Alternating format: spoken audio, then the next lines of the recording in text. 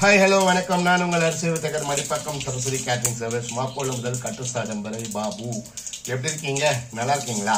So ரொம்ப நாள் ஆச்சு. இன்னும் மீண்டும் ஒரு சூப்பரான ஒரு ரெசிபி.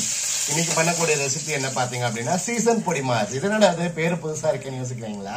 ஆமாங்க, இது பலாப்பழ சீசன் இல்லைங்களா? ஸோ பலாப்பழ கொட்டையை நம்ம வேக வச்சு பட்டாணி சேர்த்து நறுக்கி வச்சிருக்கோம், உப்பு கொஞ்சமாக போட்டு. ஸோ அதுக்கு அந்த பொடி மாஸ்க்கு என்னென்னு பண்ணணும் பார்த்தீங்கன்னா தேங்காய் எண்ணெய் கொஞ்சம் போட்டுட்டு கடுகு உளுத்தம் பருப்பு மிளகாய் வத்தல் போட்டு தேங்காய் மாங்காய் தென் பச்சை மிளகாய். ஸோ இதை நம்ம ரெடி பண்ணி வச்சிருக்கோம்.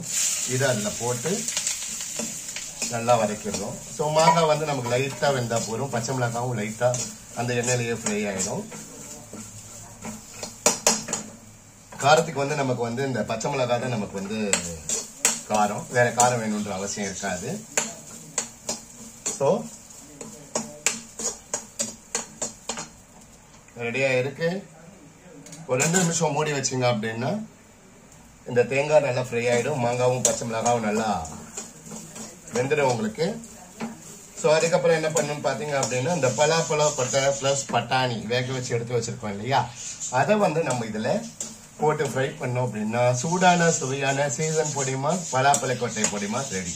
ஸோ மீண்டும் ஒரு ஹோம் ரெசிபியில சந்திக்கும் முறை விடைபெறுவது நான் உங்கள் அரிசி வித்தகர் மடிப்பாக்கம் சரஸ்வதி கேட்டரிங் சர்வீஸ் மாக்கோளம் முதல் கட்டுசாதம் வரை. ஏதாவது ரெசிபிஸ் உங்களுக்கு வேணும் அப்படின்னா, உங்களுக்கு குறிப்புகள் சைவ சமையல் குறிப்புகள் தேவை அப்படின்னா நீங்க இந்த வீடியோல கொஞ்சம் கமெண்ட் பண்ணுங்க. நன்றி.